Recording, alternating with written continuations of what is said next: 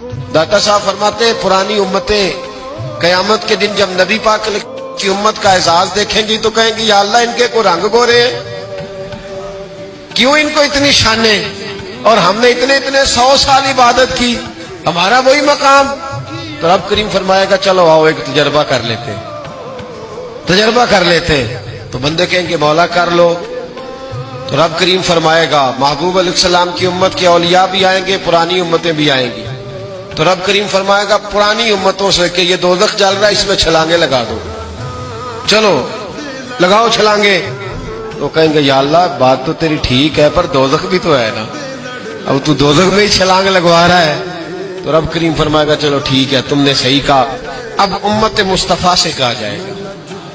اور داتا صاحب کہتے ہیں امت مصطفیٰ سے بھی امت کے اولیاء سے، یعنی داتا علی اجمیری سے، یعنی غوث پاک جیلانی سے، یعنی خواجہ اجمیر سے، یعنی حضرت ہند الولی سے، یعنی حضرت بہاؤالحق نقشبند بخاری سے، اولیاء سے کہا جائے گا۔ رب کریم فرمائے گا مجھ سے پیار کرتے ہو یا اللہ کرتے؟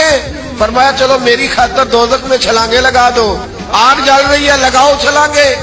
جب وہ لوگ چھلانگ لگا کے اندر جائیں گے نا، تو جس طرح حضرت ابراہیم گئے تو آگ میں تھے پر اندر گئے تھے تو گلزار بنی ہوئی تھی، جب اندر جائیں گے تو گلزار ہوگی، ٹھنڈی ہوگی، جنت ہوگی۔ نظر کچھ آ رہا تھا، اندر گئے تو کچھ۔ اب رب کریم ان سے پوچھے گا بتاؤ ان کا درجہ بنتا ہے کہ نہیں بنتا؟ اس کا مطلب ہے بہترین رزلٹ اسے ملتا ہے جو رب کریم کی رضا پہ راضی ہو جاتا ہے۔